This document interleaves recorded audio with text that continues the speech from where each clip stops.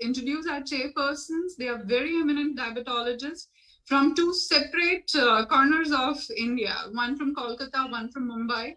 Both of them are versatile diabetologists from their own cities here to make their marks. And with that, I'm giving the stage over to Dr. Ishita Sachdev, who works in Mumbai as a chief diabetologist, along with Dr. Panikar sir and Dr. Amit Dey sir. He's a diabetologist from Kolkata.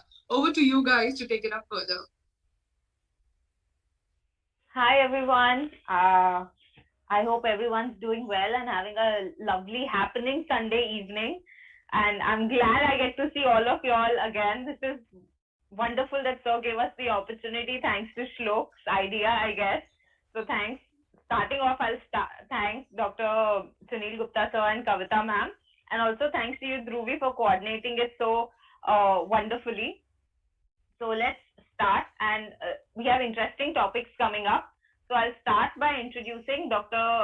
Bharat Saboo sir. We all know he has multiple national and international papers to his name, because we keep seeing his name coming up. That's amazing. Everything that you're doing, sir, you've authored books and multiple papers. And I mean, I'm running out of words as to what to say for you, because the accolades are never ending. And over to Amit sir to introduce Dr. Vipul sir. Hi, and good evening, everyone.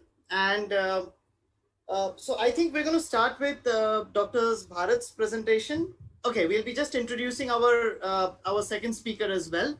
And we have with us Dr. Vipul Chawra, and of course, he is the chairman and founder at Rudraksh Institute of Medical Science, and he's been actually a core member of our young brigade team, as we call ourselves. And he's also been the district coordinator at the Ahmedabad RSSDI, and has been a national and regional faculty of education for different healthcare workers. And he's also a principal investigator for numerous trials and an author to national index publications and chapters. So I think with the detailed introduction of both our dynamic speakers, we can start the first presentation. And we would be starting with Dr. Bharat Saboo.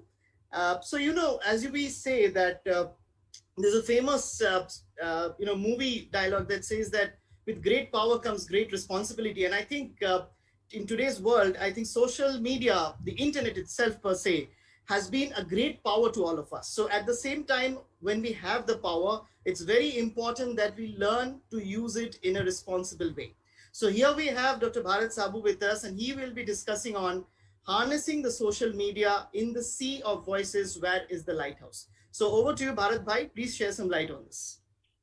Thank you. First of all, I want to thank Dr. Sunil Gupta sir, Shlok, for giving this opportunity to me, and Dr. Dhruvi and all my dear friends who are here. And after this kind introduction, I would not be taking much of the time, and I would like to move ahead to my talk, which has been assigned to me. This is really an interesting topic because we all are diving in this sea, but to many, this sea is very dangerous. So let us see how this sea is behaving. The flow would be, what is social media? Why should I bother as a doctor? How a physician can use social media for himself? Is everything right there with social media, or there are some pitfalls? What is the need of the lighthouse, as the title of the topic is, and how to package messages on social media, with the surprise in the end slide. So what is social media? As the name pops us in the mind, so we are flooded with so many ideas regarding social media, and so many icons pop up in our mind. But by definition, it is a big definition. To cut it short, it is transforming readers from content consumers to content producers. So the reader is producer, as given by Brian Solis. So actually the world was previously like this. We had a research paper, then it was peer reviewed, then publication was there, and then ultimately it went on to journalists, and then they were able to publish it. Same was the story with observers. The event was observed and it was given to journalists, and journalist was the one who decides whether it is going to be published or not. Now the world has changed. We are observer and we are the content creator. Something happens and we are percolating, or I would say blasting the message everywhere. We are flooding the message everywhere. In minutes, the message reaches all the parts of the world. So a doctor would think how would I bother? Because why should I use social media? How would it help me to do my work? Is it safe? How it will help me engage with the communities that I work with, because I work in a different setting. And he will say, then is it a really valid setting for health promotion? Is it? Because many of the doctors are not acquainted with it. For them, this is a eye opener. This is the reach of Twitter, 73 million, and in India just 18 million. We are still in a shape where we will blast in view of the Twitter followers in future years. These are the very recent data of April. The Facebook use in India is 330 million. We are the #1 country to use Facebook. Instagram, we have became #1 country to use Instagram, and the reach has widened like anything. So the reach of social media is enormous. Why should physicians use it? To treat, to provide the direct patient care. They can use it to teach, to give a credible opinion on what they have to say, and to learn, to support their own lifelong learning, because we physicians need to learn for lifelong. Now for healthcare professionals, what else we can do with it? We can do the research dissemination, education, networking and collaboration, and patient information and care.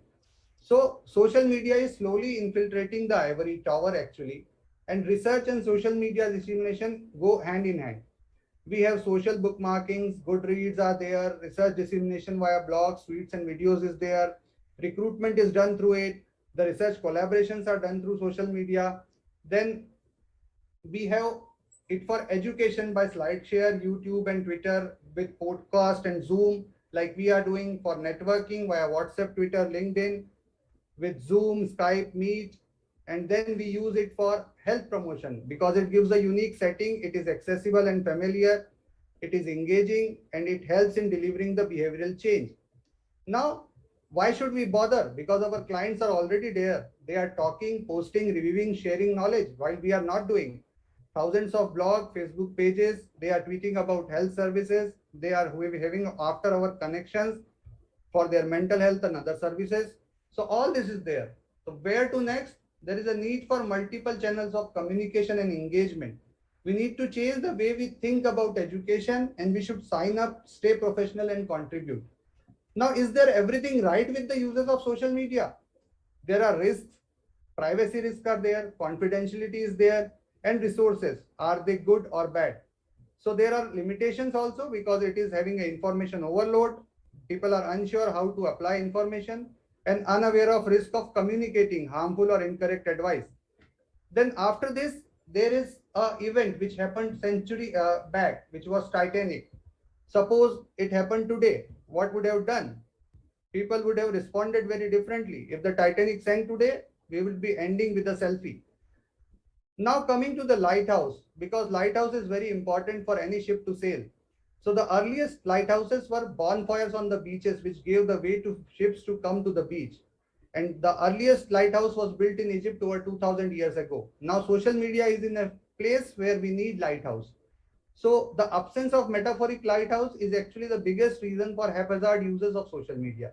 And user can get easily distracted to the various lights which are flashing for its attention. Now, before coming to the lighthouse, do we need cultural variation pattern to be understood for health information seeking?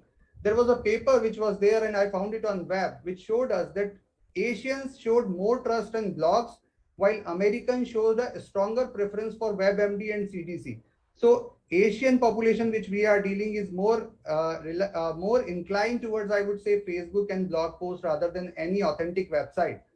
And Asians view it as more of a holistic thing, while Americans look at a health information seeking as an analytical thing. So this is the difference. So with this light, how to pack the messages on social media, because packaging of message is very important. There should be parameters which are to be defined, modality, the purpose of the message, and the community type to be addressed. Then platform selection, because there are a lot of platforms. So right platform selection is also important for the proper message communication. Then we should be very, very pinpointed for whom we are delivering this message, because one message for patient may not be for doctors and a message for doctor may not be for patient. We should have a content library. We should have web page conversions, post, and we have all the things in our arsenal to fire at the right time. then we should have an engagement plan with the patient, a plan where one post will supplement the other post. Like this, it should be interesting. Think before you sip a regular soda corresponding to 9 tablespoons of sugar. Like this, a piece of pizza. Like this, a piece of donuts. These are really catchy ads which can attract or grab the attention of the audience. Now then, the important point is the making is not only important, the reporting is also important. So we need to see how many likes are there, how many replies are there, how many posts did the participant make, because it is very important for a digital marketing thing. Then what is a meaningful engagement? You can see, this is my Twitter analytics. In the past month, I have gained by around 70%, a profile visit gain of 41%. But this is minuscule in terms of what our chairperson has done. Look at her. One day, more than 10,000 views. So this is the power of social media actually. Now to summarize, social media is everywhere, but the use is enormous this day and it will grow in future. I tell you, there would be a day when we all would be using only the social media as a way to promote or get information, and it will definitely increase. But we need to catch the train, but keep the lighthouse in view. A proper post is very much important rather than posting whatever comes in the mind. Thank you. With that all, I will like to stop my slide share.